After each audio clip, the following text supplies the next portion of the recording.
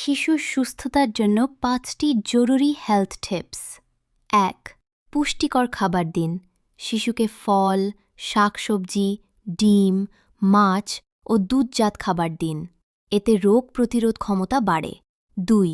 হাত পরিষ্কার রাখুন। খাওয়ার আগে, টয়লেটের পরে ও বাইরে থেকে এলে শিশুর হাত সাবান দিয়ে ভালোভাবে ধুয়ে দিন। ৩. পর্যাপ্ত ঘুম নিশ্চিত করুন। বয়স অনুযায়ী পর্যাপ্ত ঘুম শিশুর শারীরিক ও মানসিক বিকাশের জন্য খুবই গুরুত্বপূর্ণ।